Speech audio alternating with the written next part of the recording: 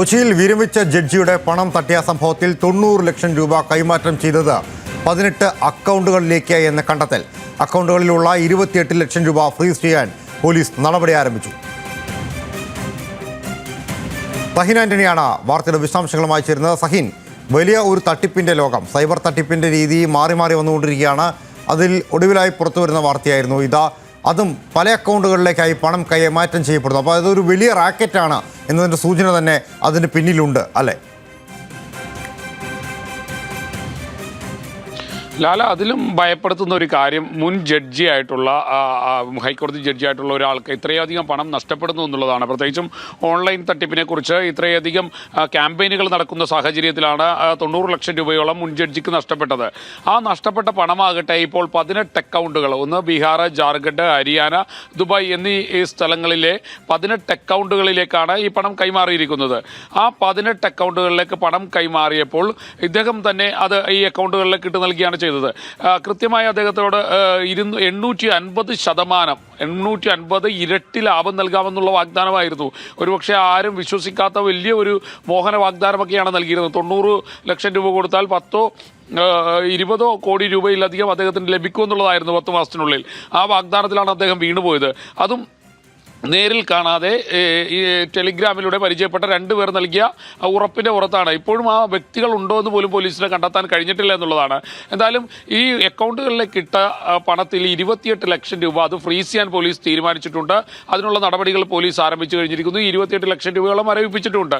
പക്ഷേ ബാക്കിയുള്ള ശേഷിക്കുന്ന പണം നഷ്ടപ്പെട്ടതാണ് എന്നുള്ളത് തന്നെയാണ് മനസ്സിലാക്കാൻ കഴിയുന്നത്. അതും നഷ്ടപ്പെട്ടിരിക്കുന്നത് നേരത്തെ ഞാൻ സൂചിപ്പിച്ചതുപോലെ ബീഹാർ, ജാർഖണ്ഡ്, ഹരിയാന, ദുബായ് എന്നീ സ്ഥലങ്ങളിലേക്കാണ് പണം പോയിരിക്കുന്നത്. അവിടെ നിന്ന് മറ്റ് അക്കൗണ്ടുകളിലേക്ക് ഈ പണം കൈമാറിയിട്ടുണ്ട്.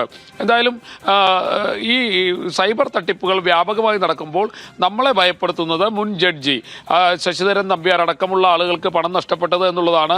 വലിയ ക്യാമ്പയിനുകൾ നടന്നുകൊണ്ടിരിക്കുകയാണ് ഓൺലൈൻ തട്ടിപ്പിനെതിരെ. ആ സമയത്താണ് ഈ പണം നഷ്ടമായത്. പോലീസ് കൃത്യമായി തന്നെ അന്വേഷണവുമായി മുന്നോട്ട് പോകുന്നു. പക്ഷേ ഇപ്പോഴും ആ പ്രതികൾ ആരെന്നോ ആ 2 പേരെ പ്രതിസ്ഥാനത്ത് ചേർത്തിട്ടുണ്ടെങ്കിലും അങ്ങനെ ആ 2 പേരുണ്ടോ എന്ന് പോലും ഉറപ്പിക്കാൻ പോലീസിന് കഴിഞ്ഞിട്ടില്ല.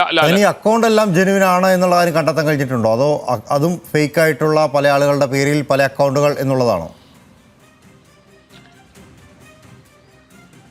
ലാല, ഇതിൽ ഹരിയാനയും ജാർഖണ്ഡും ഒക്കെ ഉള്ള അക്കൗണ്ടുകൾ എന്ന് പറയുന്നത് അവിടുത്തെ കർഷകരുടെയും സാധാരണക്കാരായിട്ടുള്ള കൂലിവേല ചെയ്യുന്ന ആളുകളുടെയും എല്ലാം അക്കൗണ്ടുകളിലേക്കാണ് ഈ പണം പോയിരിക്കുന്നത്.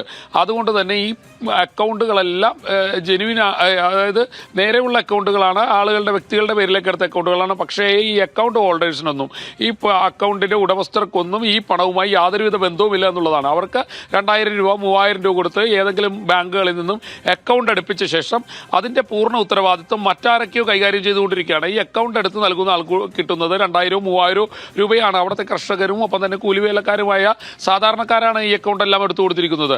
അതുകൊണ്ട് തന്നെ ഈ അക്കൗണ്ട് എടുപ്പിക്കുന്നതിന് പുറകിൽ പോലും വലിയ ലോബികളുണ്ട്. എന്തായാലും ഇത് അന്വേഷണം വ്യാപകമായി നടക്കുന്ന ഒരു സാഹചര്യത്തിലാണ്. സ്വാഭാവികമായും നേരത്തെ നമ്മുടെ സംസ്ഥാനത്തെ യുവാക്കളെയും കുട്ടികളെയും എല്ലാം ആയിരുന്നു ലക്ഷ്യം വെച്ചിരുന്നെങ്കിൽ ഇപ്പോൾ മറ്റു സംസ്ഥാനങ്ങളിലെ കർഷകരെയും കൂലിവേലക്കാരെയും എല്ലാം ലക്ഷ്യം വെച്ചുകൊണ്ടാണ് ഈ സിൻഡിക്കേറ്റ് അല്ലെങ്കിൽ ഈ ലോബി മുന്നോട്ട് പോയിക്കൊണ്ടിരിക്കുന്നത്.